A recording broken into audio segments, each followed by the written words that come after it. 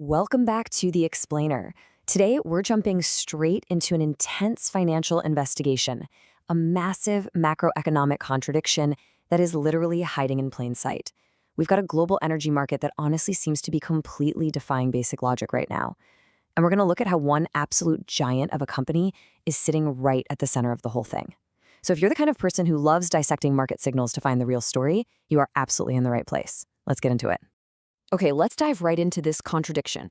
On one side of the coin, Washington is gearing up for additional sanctions on Iran, and the Strait of Hormuz is still one of the most critical, highly threatened energy choke points on the entire planet. Now, any seasoned investor knows exactly what geopolitical supply risk normally means, right? It means higher oil prices. But look at the market reaction. Prices are actually falling. No way around it, that simply shouldn't be happening. So either the market is completely missing something, or investors are. To see just how counterintuitive this really is, we just need to look at the raw data. WTI crude is sitting right around $85, while Brent crude is hovering near 93. But the trajectory for both of them? It's pointing straight down. In a world where geopolitical headlines are practically screaming about supply constraints, the actual physical market is just kind of shrugging it off. This tells us that the standard playbook, the one where conflict automatically equals a massive oil spike, well, it might just be broken, and we need to figure out why. Which brings us to the first real investor question of our investigation. Are traders actually worried about losing oil to sanctions? Or, and hear me out, are they worried that the world simply won't need as much oil in the near future? You see, oil isn't priced solely on how much of it is sitting in the ground. It's an ongoing tug of war between supply and expected demand. If traders believe global demand is weakening, that expectation can completely overpower a sudden geopolitical supply shock. But to truly wrap our heads around this dynamic, we need to follow the money directly to the titans sitting right in the middle of the equation.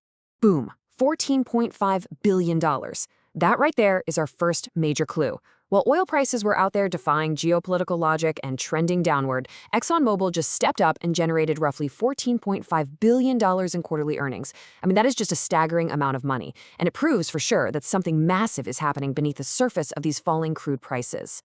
Actually, scratch that, it gets even more intense. Check out this number, $17.2 billion. That was ExxonMobil's free cash flow for the quarter. Now, if you're an income investor, free cash flow is arguably the single most important metric you can look at. Because, let's be real, dividends don't get paid out of flashy news headlines, stock buybacks don't get funded by Wall Street oil forecasts. Capital expenditures require actual cold hard cash, and generating $17.2 billion in a single quarter, that's a financial tidal wave. Which leads us to our final massive number in this rapid-fire sequence, $1.03. That is Exxon's declared quarterly dividend per share, which annualizes out to $4.12. Just think about the sheer financial firepower on display here. Despite crude prices falling, Exxon is out here showering investors with billions in earnings, huge free cash flow, and a massive dividend. Honestly, it looks like absolute euphoria for investors. But right here, right now, we need to hit the brakes. Let's purposefully slow down for a second and look at the sobering reality of the market. Because the question isn't, did Exxon make $17 billion? We already know they did. The real question, the one that the truly sophisticated investors are asking, is this. How much of that cash can Exxon continue generating if oil prices stay lower? Can the company actually keep paying that attractive dividend through the next oil downturn? To answer that, we really have to understand the nature of the beast. It's super tempting to treat an energy company like a shiny new tech startup, right? Taking a massive quarterly earnings number and just blindly extrapolating it forward into infinity in a straight linear line. But energy profits, they are strictly cyclical. When oil rises, these companies practically print money. But when oil falls, earnings can compress incredibly rapidly. The expert investors out there don't ask what Exxon earned today. They ask what Exxon can earn across an entire commodity cycle. And this is exactly why Exxon's sheer scale matters so much. Exxon isn't just a simple bet on the price of a barrel of oil going up. They have truly integrated operations, the whole shebang. They produce hydrocarbons, sure, but they also refine crude and they sell chemicals. They generate cash across entirely different parts of the energy chain. This is absolutely crucial because a falling crude price doesn't hit every single part of the company equally. Their immense scale provides a kind of shock absorber that smaller, unintegrated drillers simply do not have. Now, what's really interesting here is how this dynamic actually dismantles a very common assumption. Investors often fall into what we like to call the sanctions trap. They hear Iran sanctions and they immediately think, okay, less supply equals higher oil equals higher Exxon earnings. Simple, right? Well, markets are rarely simple. The thing is, markets price in expectations long before physical barrels actually disappear from the supply chain. Plus, other global producers might step in to compensate for that lost supply.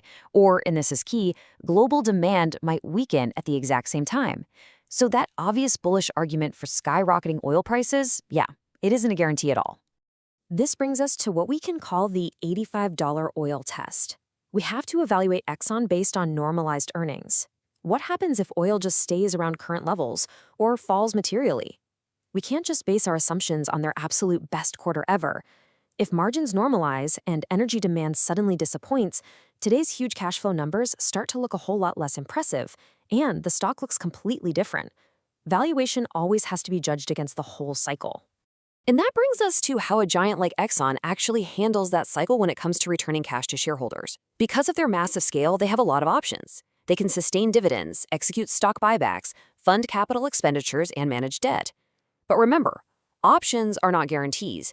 If management spends way too aggressively at the very top of the oil cycle, shareholder returns will absolutely suffer when that cycle eventually turns.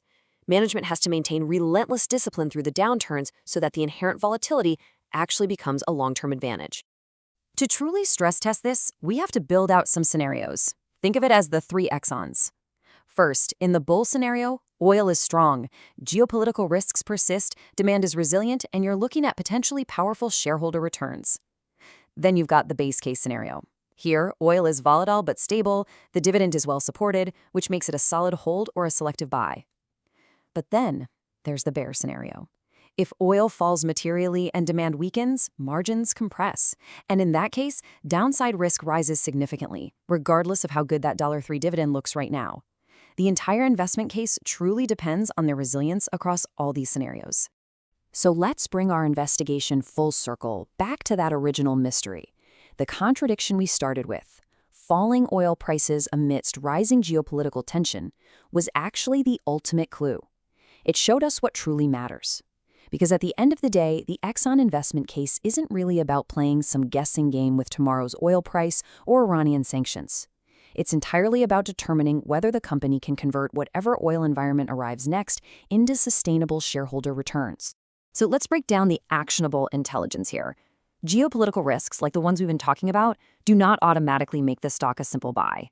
You'd really only consider a buy when the valuation provides a margin of safety and oil prices remain supportive. It sits at a hold if you're valuing their long-term scale, the dividend, and that massive cash generation ability. You transition to watch if the valuation starts getting completely dependent on a geopolitical premium. And of course, it becomes a sell if their actual underlying ability to generate cash flows starts to deteriorate. And I mean fundamentally, not just because crude prices took a temporary little dip. Pulling it all together into a final scorecard, we can see that earnings, free cash flow, the dividend, and long-term scale are all incredibly strong right now. But commodity risk and geopolitical exposure, those are very high, meaning valuation is something we absolutely must keep an eye on. And this brilliantly illustrates the big picture. The real opportunity here is buying into that scale and cycle resilience. But the biggest risk is paying way too much for those qualities when the energy market is feeling just a bit too optimistic. Ultimately, this leaves us with a final verdict of hold or buy on value. So as we wrap up this explainer, I want to leave you with one final crucial thought. The obvious question everyone asks is always, will oil go up tomorrow? But honestly, the data forces us to ask a much, much better question. What can Exxon earn if oil doesn't go up? Because ultimately, how you answer that question is how the true long-term value of this company will be decided. Thanks so much for joining me on this deep dive, and I'll catch you in the next explainer.